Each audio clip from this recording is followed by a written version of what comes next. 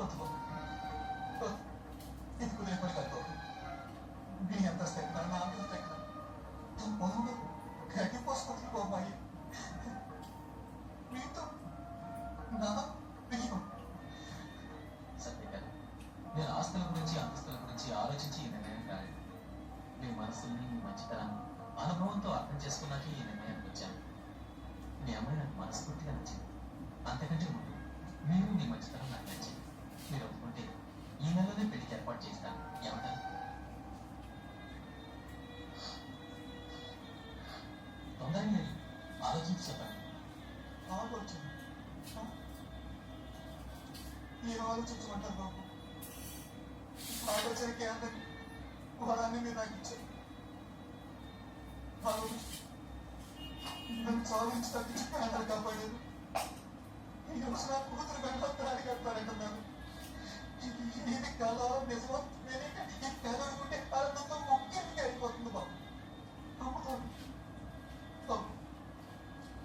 నేను ఎందుకు పుట్టాను నాకు తెలియదు, కానీ మీరు మాత్రం మా కోసమే పుట్టి మనిషి రూపంలో ఉన్న దేవుడు బాబు. మీరు పెద్దవాళ్ళు ఆశీర్వదించాలి కానీ నమస్కరించుకోండి. ఇంతకీ ఈ పెళ్లి మీ అమ్మాయికి ఇష్టమో కదా అనుకోండి.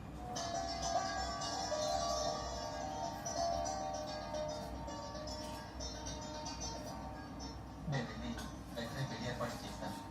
వస్తానండి. మన మస్తు మాటి షో అడుగు ముందుకు పడితో తల తెగిపోతాయి. నన్ను డబ్బు కోసం చెప్పి వెదపల్లని చేశాను. ఇక్కడ వచ్చే కాసు అని మంచి పనులే చేస్తాను.